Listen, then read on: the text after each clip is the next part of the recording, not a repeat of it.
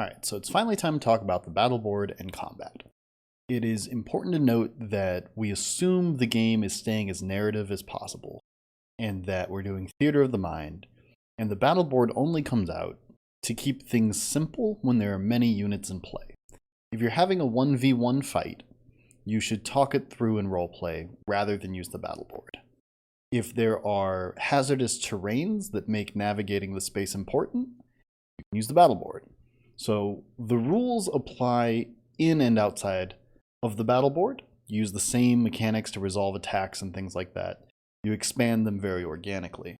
But when the time comes that you have 8 creatures in a fight, and people want to know, can I reach that? Which direction is he? Can I hit this guy without hitting that guy? You need to pull out the battle board so everyone can have a visual representation of where you're positioned and who is close enough to others to interact. That is the only point of the battle board. It does not denote exact distances. It does not carry a ton of rules. It's just there as a tool to get through narrative combat without having to ask every single turn, can I reach him? Can I do this? Can I do that? It is not in any way like a grid where you measure little 5-foot steps and things have specific ranges. Nothing like that. So, we're going to take a look at the battle board, and we've labeled it so that it's easy to talk about on both sides of a voice call without seeing the same thing. So you can say that the orc is in C1, and you know where C1 is. I can say the C1 orc moves to C4, and we can both update it on our side without needing a bunch of complicated software.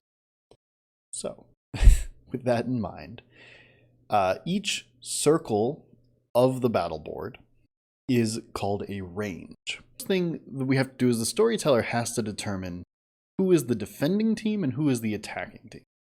The defending team starts on the board in a particular configuration that they will decide based on the narrative, and the attacking team starts outside of the board completely.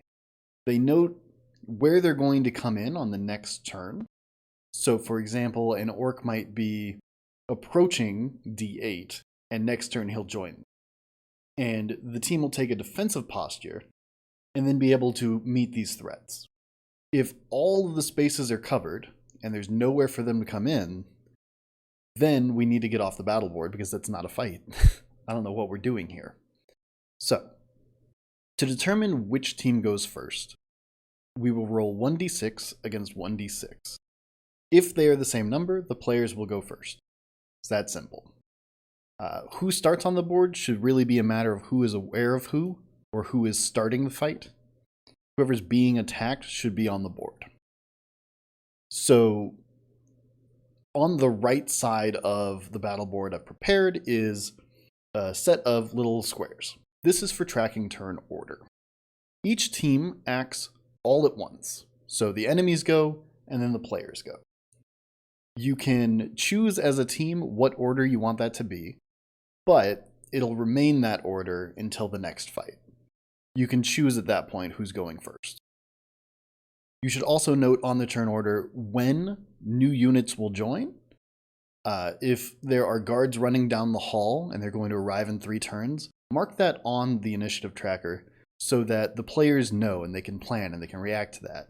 It helps keep a sense of the space of the world and the narrative without having to forget and ask a million questions.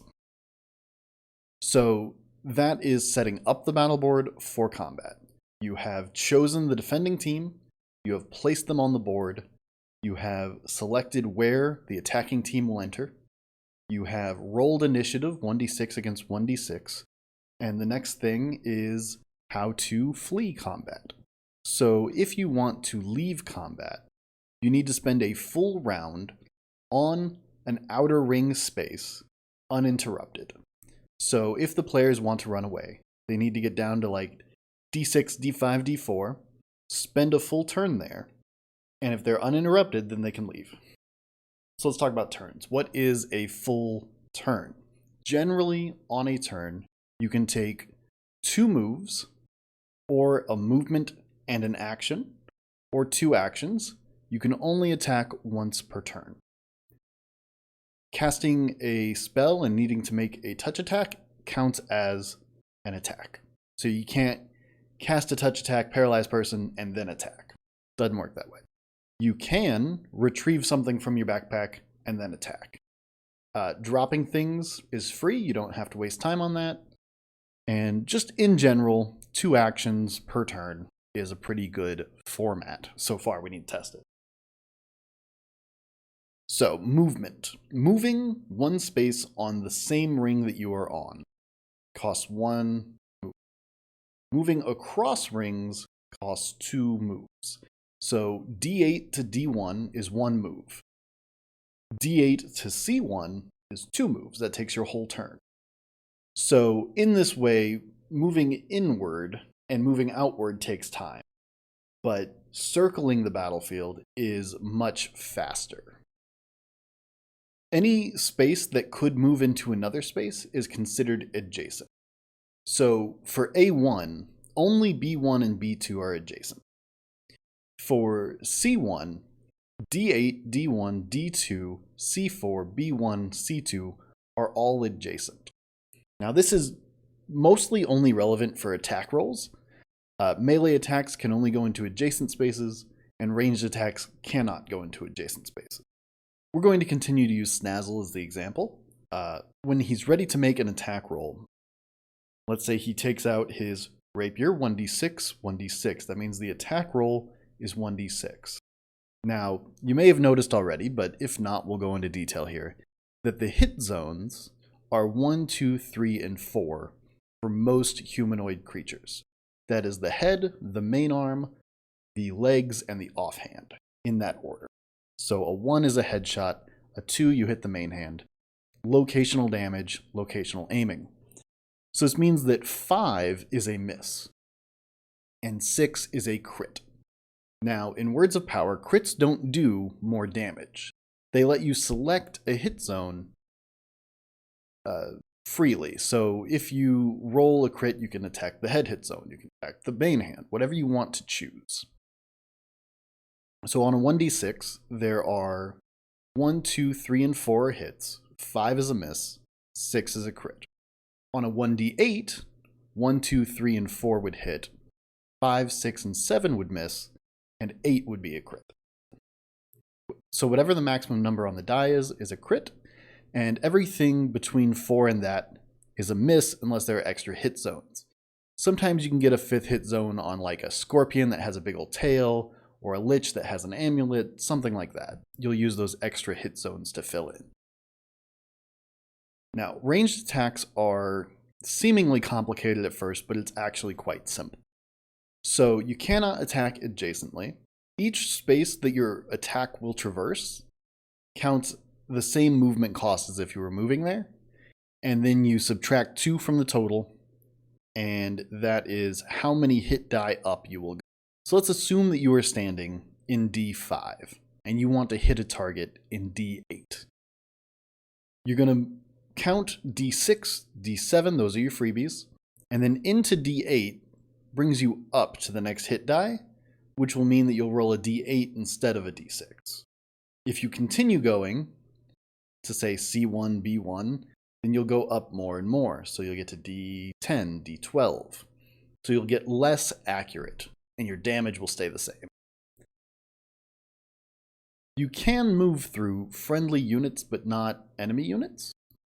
You cannot attack through either friendly or enemy units. So you have to have a clear path to a target that is non-adjacent, and your hit die will go up for every 2 spaces above 2 that you go. This sounds complicated, but really it's quite simple once you've done it a couple of times. I don't think it's terribly worthwhile to sit here and read off the special cases because they are so specific, and they are the part of the rules that are most in flux right now. So you should go look at the rulebook, but I'm going to go through the list of current things that are specified in the special attacks, special cases. So I'm going to look at the list, I'm just going to read it off. You can defend, you can dual wield, you can flank. Unarmed attacks work differently. Grabbing somebody to like grapple or bind them works different.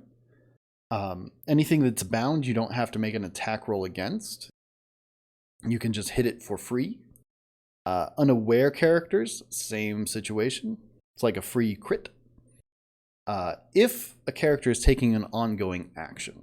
So, you can use your second action in a turn to move between ranges, and it will complete on the first action of your next turn. Same with fleeing, same with some channeled abilities, that sort of thing. If you need to do an action that spreads across 2 turns, you risk being interrupted. Alright, so to avoid this video just being way too long, we're going to split attacking separately from damage. Next time we're going to talk about how you kill people and die. It's going to be great. Alright, thanks for sticking with me till the end. Just a reminder that the game is still in development, and so the most current rules will not be in these videos. They will be on the website in the rule book. You can also stop by the Discord to get up-to-date information and maybe participate in the upcoming weekly public games. If you'd like to be a playtester, make sure to DM me, because we need them badly. Have a great day.